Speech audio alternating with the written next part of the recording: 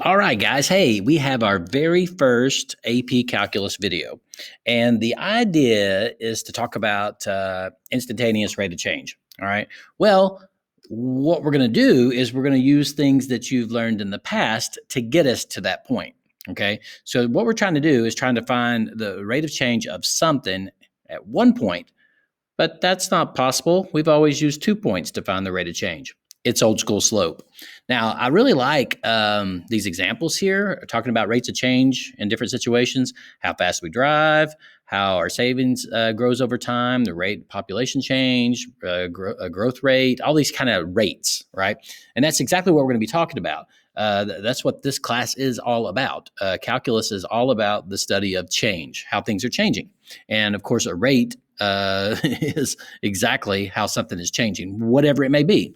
All right. So for velocity, it says consider an object travels in a straight line. The average velocity over some given time interval can be defined as the ratio of the change in position, displacement or net change, to its elapsed time period. Well, here's the thing. All that to say, we're talking old school slope here. All right. Old school slope. And so what I want to do then is, and I'm going to use the Greek letter delta.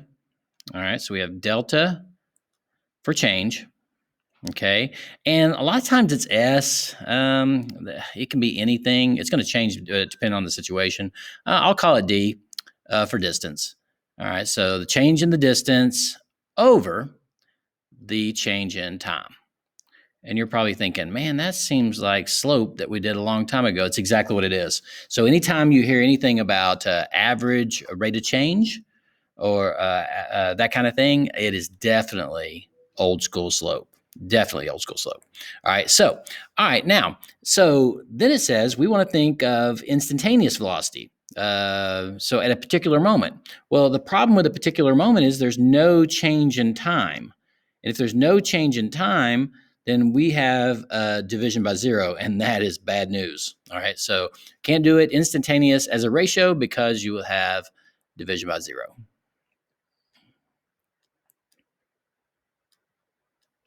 Mm-hmm. That looks really good. I might type on that kind of stuff right there. All right, so division by zero would occur because you've got no change in time. And so that is bad news. We got to do something else. And that's where the calculus is going to come in. All right. But how could we estimate the instantaneous velocity? Well, I thought I would show you just a little. We have an example down here, and I'm going to show you like using its graph. What we're going to be talking about. So if I get close, I still want to use 2 points, but if I can get those 2 points to be very, very, very close to each other, then maybe I could use that to estimate what the velocity would be at one single point. Okay, so that's what we're going to say. So we're going to have the change in the time be very small. Okay, so yeah, I'm going to say that. So we're going to make. I'm going to type it this time. So okay, so have the change in time be a very small amount. Love it. Okay. So that's what we're going to do. All right. And if we can do that, then we can estimate. All right. Now, the example down here is talking about the Tower of Pisa, the Leaning Tower of Pisa. If you drop a coin, we've got Galileo's formula, 16t squared, to find the velocity of the coin at any particular moment. Of course, that's in a vacuum with nothing else working against it other than gravity. So 16t squared is what we're talking about. Well, you're like, well, how'd they come up with this number? I'll show you that in a second. But what I want to show you is the reason they're using 2 points here is, all right, so here's the 0.7. I went ahead and here's the 16t squared. And so what we're going to do then is I would like to have these 2 points. And let's draw a line between them. So let's go, here we go. There we go. So a line.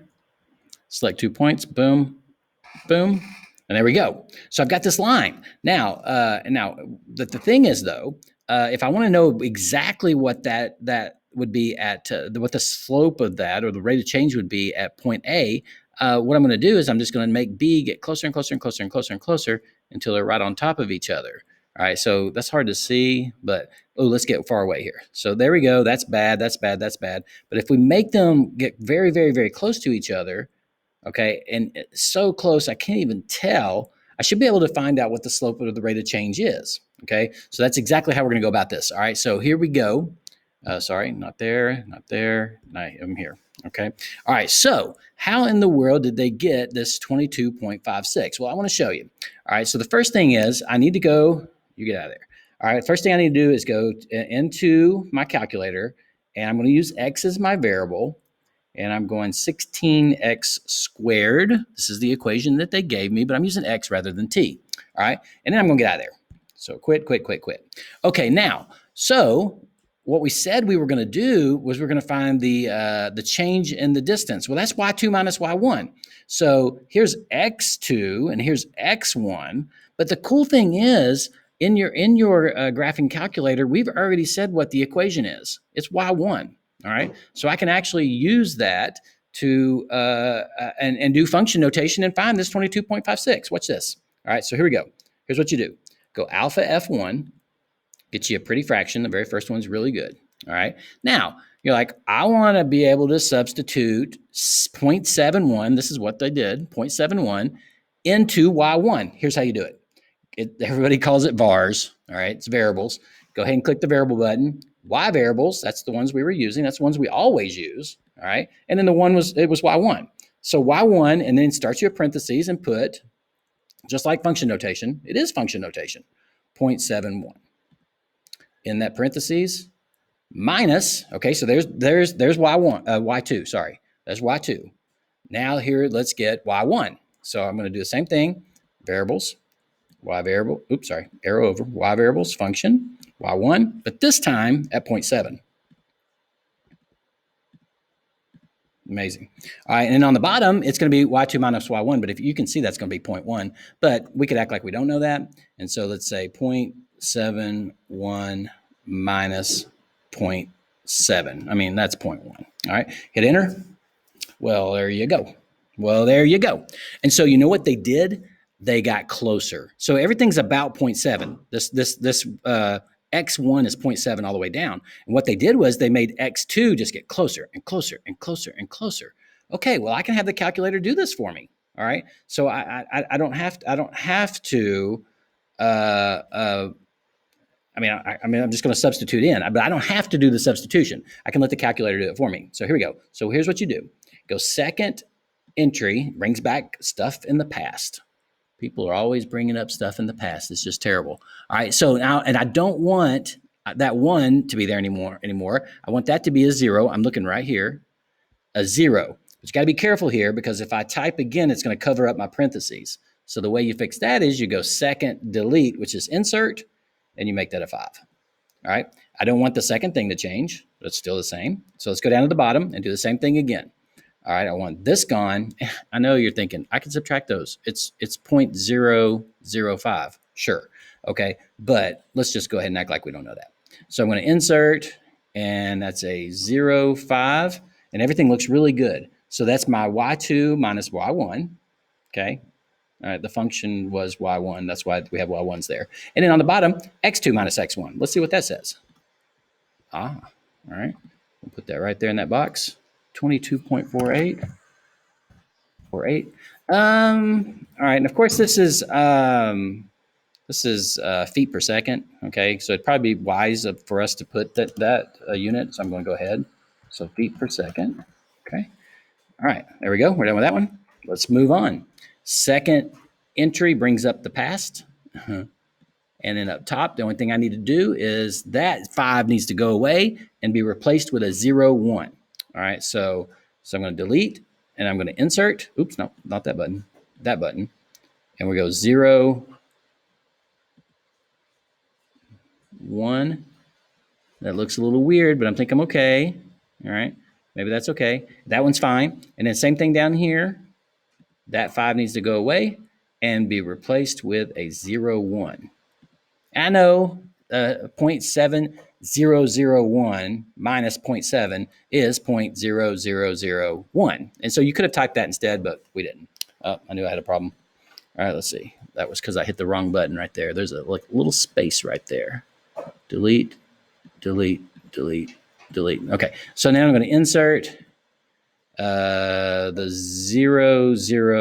001. When I accidentally hit that alpha, it messed me up there. All right. Okay.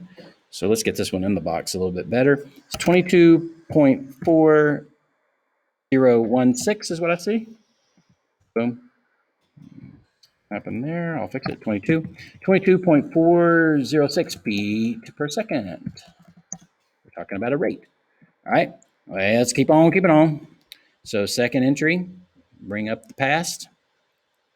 All right. And then this 1 needs to be replaced with a 0.5. So let's go ahead and delete that and then insert a 0.5 right there. And likewise on the bottom, you go away. And let's insert a 0.5 right there, and I should be good to go. Yeah, everything looks great. Enter. Oh man, see, this is approaching something. And so as these intervals get smaller and smaller, I can see that it appears to be approaching 22.4. I mean, I'm really feeling it. I don't know why it keeps doing that. 22.4008, and that is feet per second. Okay. All right, and then the last one, man, I'm just guessing it's going to get even closer to 22.4 is what I'm thinking. All right, let's find out. This is pretty quick. Now that we're not having to do these calculations, we're letting the calculator do it for us. So that 5 needs to go away, replaced with a 0.1. So again, second insert does that for you. It just moves everything over instead of typing on top of it. That's what you want. All right, delete, and then an insert of 0.1.